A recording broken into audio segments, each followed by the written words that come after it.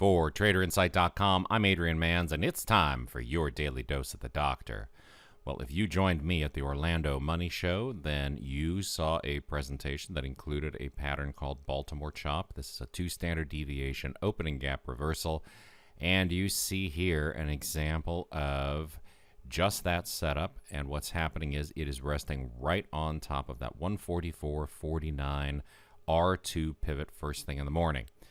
So recall I said we want to go either from the deepest bar in the gap or on a violation of that pivot. We see the violation just happened there in this time lapse. And once we have the pieces in place, the stop will be just up above this range and the target will be where? So think back to the session that we had. Where would you put the target based on the Friday session at the Money Show? And if you're saying the 143.74 blue pivot, the R1 pivot, then in fact you're doing just what I talked about during our couple hours together. So this is one example of how this trade is set up, or can be set up, one way to find opportunity. And what you're really doing here is waiting for a move between some predictable ranges. In this case, the ranges that we're looking at are defined by these pivots. Now it gets down, it hits that 143.74 target, and what are you going to do?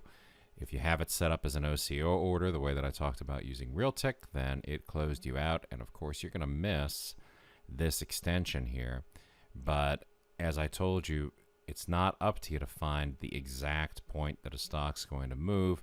The thing you want to do in this first hour trading most likely is find where the inflection points are going to be, because you don't know at this point at which area this is going to turn around, right? Is it going to get all the way down to this big volume out on the right side of the chart here, or does it turn around earlier than that and reverse upward?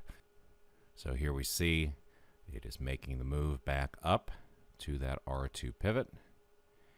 And in fact, if you got out at 143.74, it was relatively impossible to hang on to this with any kind of trailing stop on the way back down here. You would have just wound up with even less in your pocket than taking the money off at the initial profit target.